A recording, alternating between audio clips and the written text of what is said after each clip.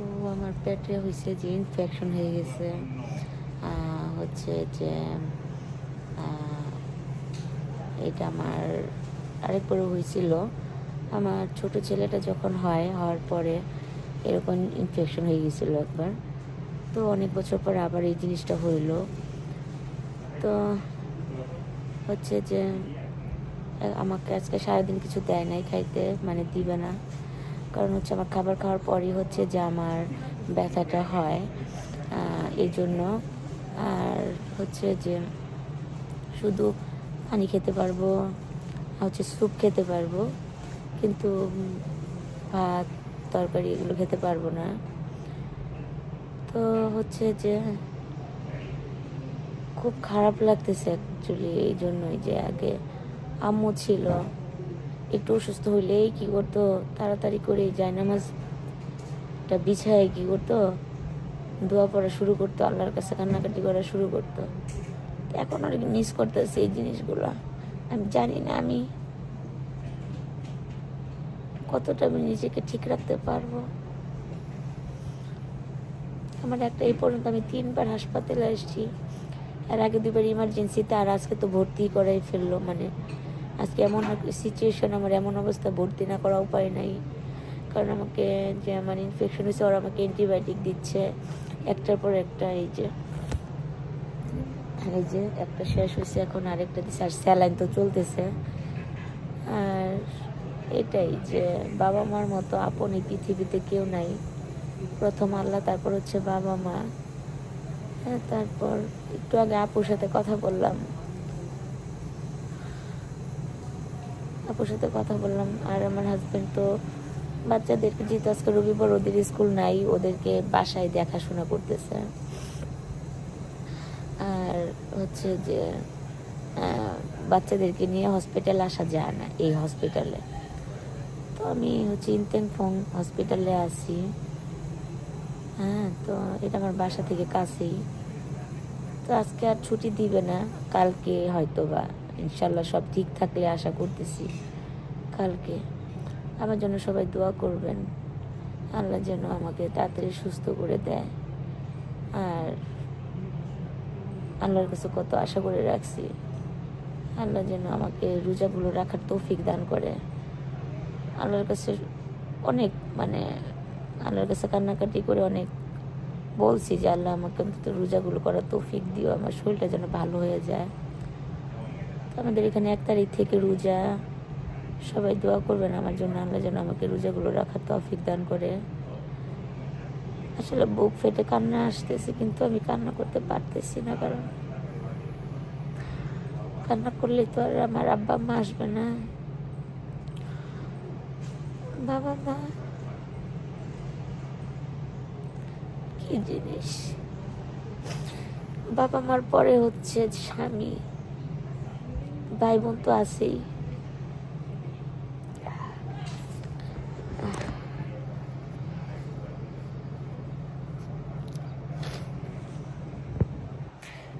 মা হারানোর এই বেদনা জানি, এই জিনিসটা বয়ে নিয়ে যে কতদিন বেড়াবো আমি জানি না। কোনোভাবে আমি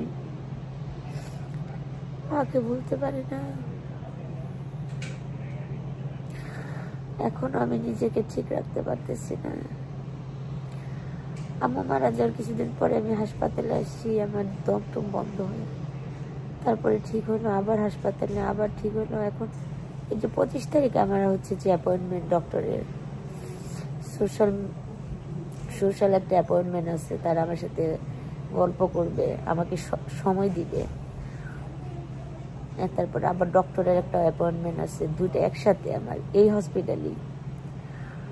কালকে রাতে 2টার দিকে আমি হসপিটালে আসছি। 2টার দিকে আসার পর, মানে তখন আমার ব্যথা কমতেছে না, আর এই ব্যথা নিয়ে তো একটা রিস্ক, তাই না, বাসায়। আমি একাই উঠছে, আমি হয়েছে যে আমি আমার সব কিছু গুছাই নিলাম। হাজবেন্ডকে বললাম একটা ট্যাক্সি ডেকে দেয়, এত রাতে। আমি ট্যাক্সি বুক করেছি, ক্যান্সেল করে দিছে ট্যাক্সি। তো আমার হাজবেন্ড একটা ট্যাক্সি বুক করলো আমার জন্য। ট্যাক্সি ড্রাইভারটাও খুব ভালো আঙ্কেল, বলল এইরকম ব্যথা নিয়ে বাসায় না থাকা খুব ভালো কাজ করছো তুমি, না আয়সা বইরা হসপিটালে আসাটা খুব দরকার। এগুলো ব্যথা নিয়ে থাকাটা ঠিক না। আসার পরে আমাকে ডক্টর প্রথমে মানে সব জিজ্ঞেস করলো, আমি বললাম আমার হচ্ছে যে আমার স্টমাকটা হচ্ছে স্প্রেস করলো। তারপর একজন নার্স ছিল, একজন ডক্টর ছিল। করার পর আমি ব্যথা ফিল করতেছি। তারপর আমাকে স্ক্যান করলো, দেখলো। দেখার পর ওরা আমাকে এক্স রে করতে দিল আমার একদম পেট থেকে একদম বুক পর্যন্ত। তো পেটেরটা শোয়া করলো এক্স রে, আর বুকেরটা দাঁড়ায় করলো এক্স রে। করার পর হচ্ছে যে আমি গেলাম, গিয়ে আবার বসলাম। আমাকে নিয়ে বসাইলো ওরা আমার সিট মানে চেয়ার ওইখানে এক সাইডে। এমার্জেন্সি রুগীগুলো এক সাইডে চেয়ারে বসায় রাখে। তো অনেকক্ষণ পরে রেজাল্ট আসলো, মানে এতটাই ক্লিয়ারলি দেখা যাচ্ছে না আমার এক্স রে রিপোর্টে। তো ডক্টর আমাকে ডেকে নিল। এক্স রে করার পর এক্স রে করার আগে আমাকে একটা ইনজেকশন পুশ করলো। এই যে এখানে এখানে একটা ইনজেকশন পুশ করলো।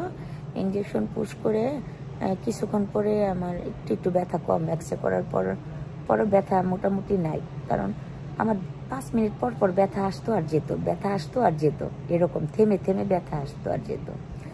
তো ডক্টর অনেকক্ষণ পরে রেজাল্ট আসলো এক্স রে, কিন্তু ক্লিয়ারলি দেখা যাচ্ছে না। পরে আমাকে ডক্টর বললো সিটি স্ক্যান করাবে। সিটি স্ক্যান হচ্ছে পুরো ফুল বডি, একদম একটা একটা ইয়ের ভিতরে ফুল বডিটা আমার যাবে।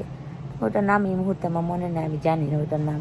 তো এর আগে আমার এই যে নিডেলটার ভিতরে মোটা মোটা সিরিঞ্জের মতো প্রায় অনেকটুকু পানি, এক পার মতো পানি হবে, 2টা সিরিঞ্জ মিলায়া ওই পানিগুলো আমার ভিতরে ঢুকবে। মানে এই যে এই নিডেলটার ভিতরে জয়েন করে দিছে হচ্ছে যে পাইপটা, আমার পানি ভিতরে ঢুকবে। আর হচ্ছে যে আমাকে বড় বড় নিঃশ্বাস নিতে বলবে, নিঃশ্বাসটা আটকে রাখতে বলবে। আর ওই মেশিনটা চারো কিনারে ঘুরবে, চারো কিনারে পানিটা ঘুরে আমার মনে হয়তো মানে এটাকে বলে সিটি স্ক্যান।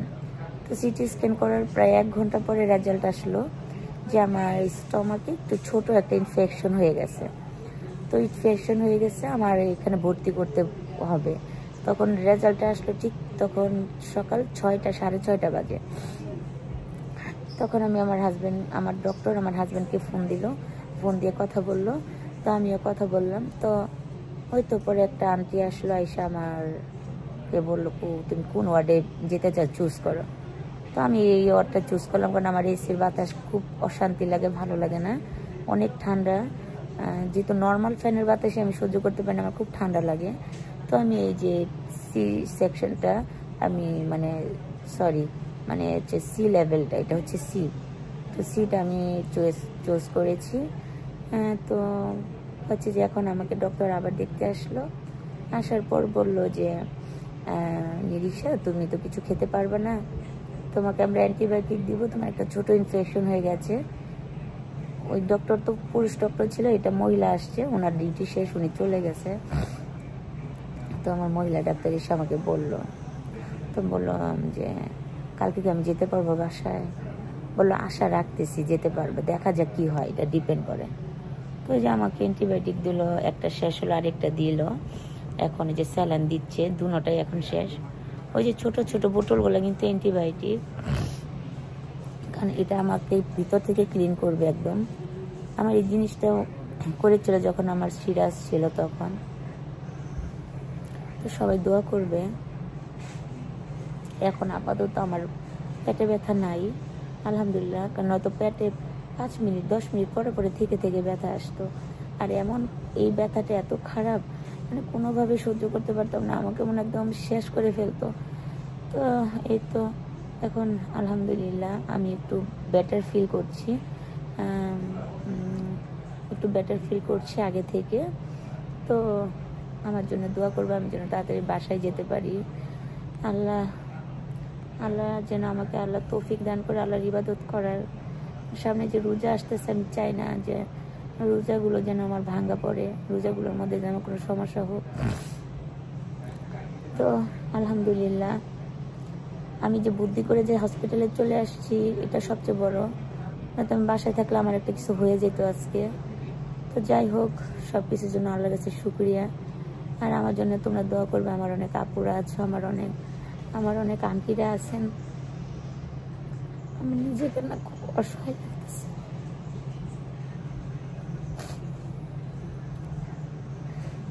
আজকে আমার মা থাকলে আম্মু একটু পর পর পাগল হয়ে যেত, আমার জন্য দোয়া করতো, একটু পর পর ফোন দিত। যাই হোক, এখন তো আর কান্না করে লাভ নাই। আমার মা আর আমার বাপ তো আর আসবে না, তাই না?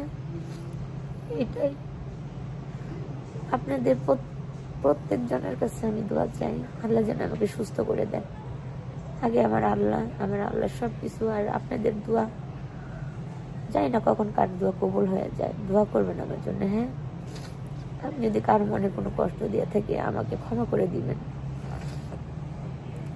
আর আমার কি হয় না হয় আমি আপনাদেরকে জানাবো। আমাকে অনেকে কমেন্ট করতেছিল, আপু তুমি ভিডিও দাও না কেন? আমি যে ভিডিও কিভাবে দিব আপু? আমি এখনো ট্রমা, মানে আমি যে কতদিন পর্যন্ত ট্রমাতে ছিলাম আমার মার জন্য। মা আর মেয়ে, সন্তান মারা গেলে মা যেমন পাগল হয়ে যায় সন্তানের সুখে, আর ঠিক মা বাবা মারা গেলে সন্তানও ঠিক এরকম ফিলটাই করে। আল্লাহ সবকিছুর জন্য আলহামদুলিল্লাহ আল্লাহর কাছে। এটাই, আমার উপরে কেউ কোনো রাগ রাখবে না, আমার জন্য সবাই দোয়া করবে। আর তোমাদের সবার জন্য আমি দোয়া করি, সবাই ভালো থাকো, সকলের বাবা মাকে ভালো রাখুক, যারা অসুস্থ আছে সকলকে আল্লাহ সুস্থ করে দেবে। না হয় আমি তোমাদেরকে জানাবো। আল্লাহ হাফিজ, আসসালামু আলাইকুম।